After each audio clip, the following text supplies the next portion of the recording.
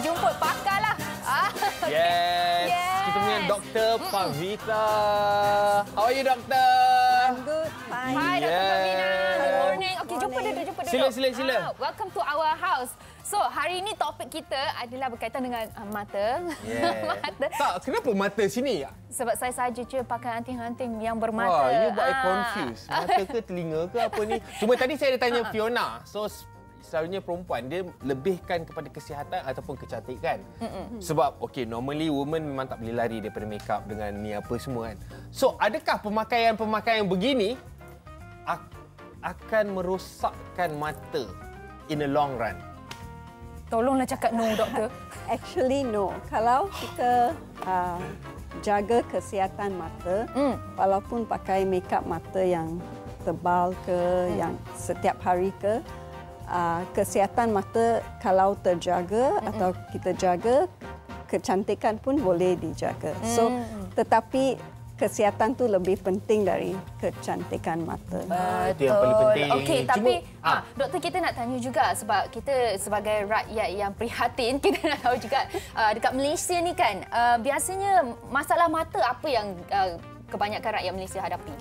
So, di kalangan rakyat Malaysia, terutamanya golongan warga emas, kebanyakan orang akan mengalami masalah katarak.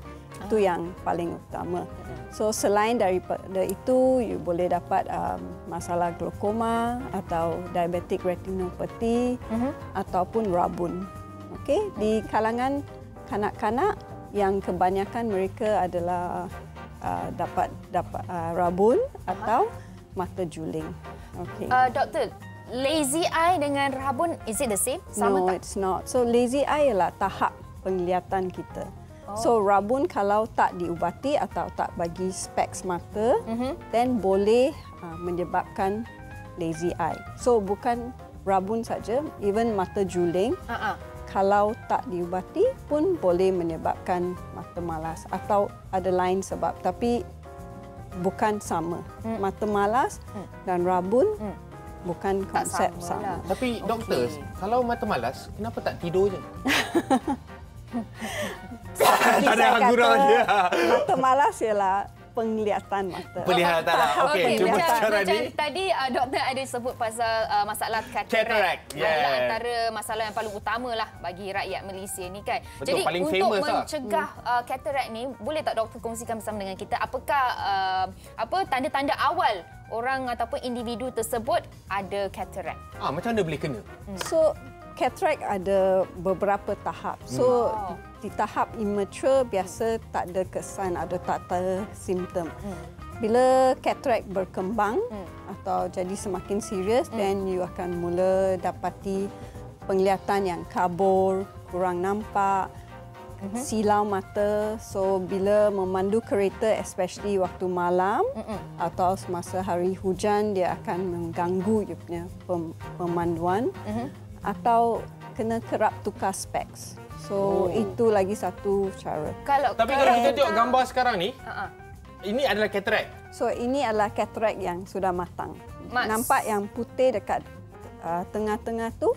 So, yang ini?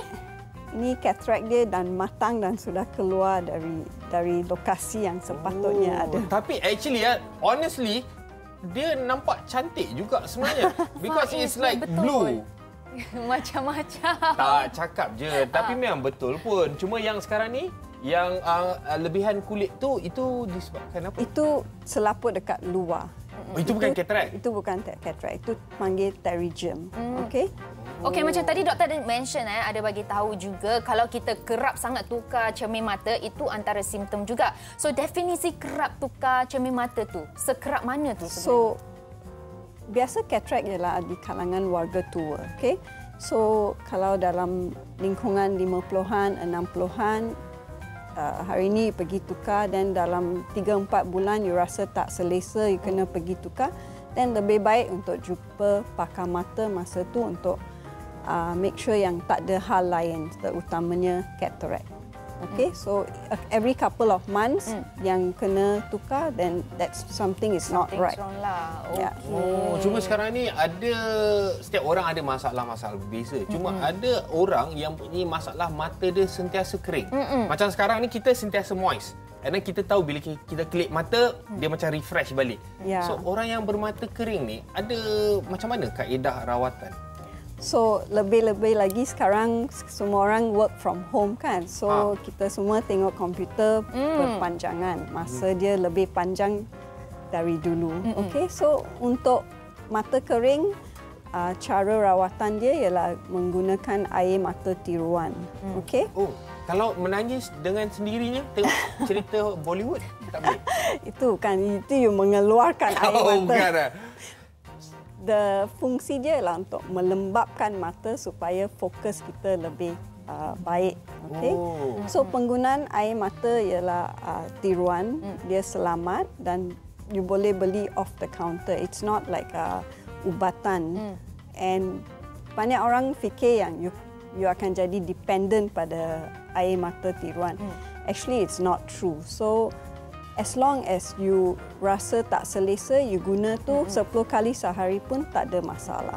Okey, doktor ada satu pasal air mata tiruan ni memang pergi counter just minta saja. Saya nak You boleh air beli mata dekat tiruan. pharmacy off the counter Dia label. ada level-level yang tertulis dekat dia punya description ataupun is everything is just the same? No, it's not the same. Dia ada beberapa jenis. So ada yang jernih, ada yang lebih kental. So depending on how serious. how serious it is.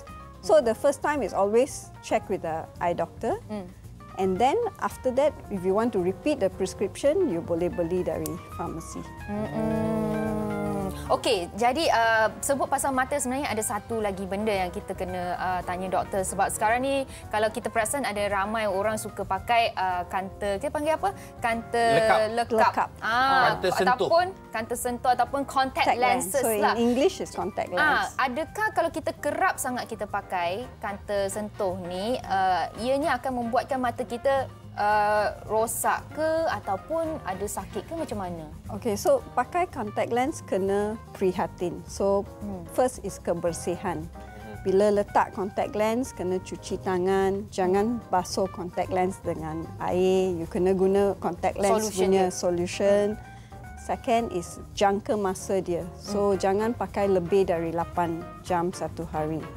And ada jenis contact lens yang daily, ada yang monthly. So kalau daily tu satu hari you buang. You jangan guna, nak jimat duit you guna 2-3 hari. Yang ketiga ialah untuk macam perempuan. Usually kalau you contact lens atau makeup, mana yang pakai dulu? Makeup. No, actually you're supposed to wear your contact lens first. Kenapa doktor? Betul tu. Oh, jelah kenapa? So you wear your contact lens first supaya serpihan atau debu dari makeup tu tak masuk mata dan lekat pada contact lens.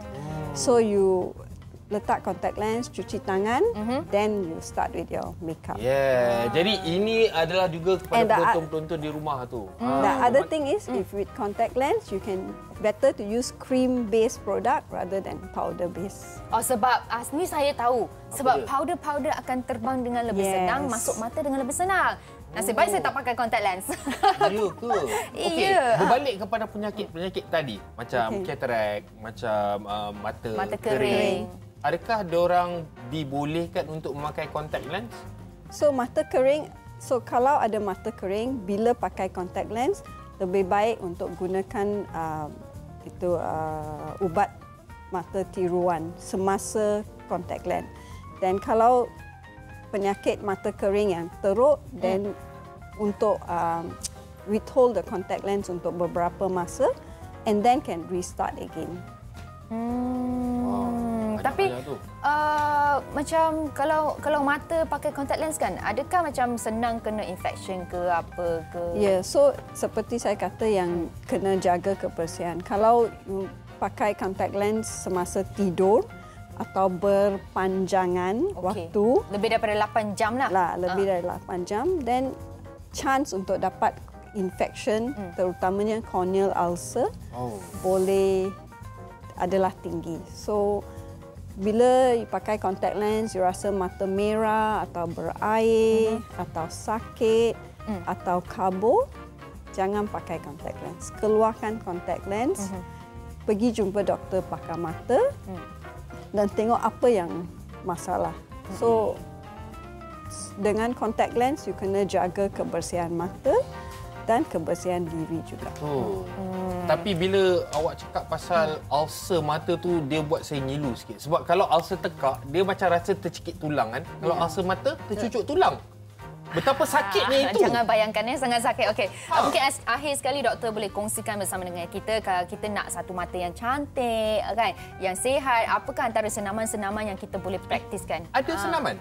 Ada, saya dengar ada. So, ya, ada senaman. Sebelum saya pergi pada senaman, saya nak ingatkan yang penglihatan mata itu sangat penting dan kalau untuk senaman saja takkan solve everything. Okay? So if there is a problem, you should go and consult the eye doctor sebelum tu. Before you rely on senaman mata. So senaman, one easy one is seperti untuk mata kering tadi, you kena kedapkan mata. Okay? Okey, pejam macam ni. Pejam untuk 3-4 second dan buka. So, dia akan distribute you punya air mata dalam mata. So, you boleh buat 7 hingga 8 kali satu hari. That is one senaman. Dia tutup tu is like Kuat. natural way atau you force like So, like that? when everyone ada blink reflex, but that time when you nak buat senaman tu, tutup seperti biasalah. Natural lah. Tak payah okay? Tak payah macam keras sangat, tak payah. Oh, tak payah. Okey, lagi ada cara. So another one untuk your focus, especially when you're using computer for long hours to sharpen your focus. So first you like guna jari 10 cm from here. Okay, you tengok untuk macam 3-4 seconds. Lepas tu you tukar fokus for something which is around 10 feet away. Oh, mula-mula macam ni and then terus pandang tempat lain. Okay. Kenapa? Jangan terkejut sangat. So again about 3-4 seconds and then come back here. So do that about macam 10 kali. Terima kasih, berguna. Ya, Dr. harap anda Vita semua yang ada akan mengajar dekat kami. rumah boleh praktiskan senaman-senaman ni. Thank you Dr. Pavina. Okey.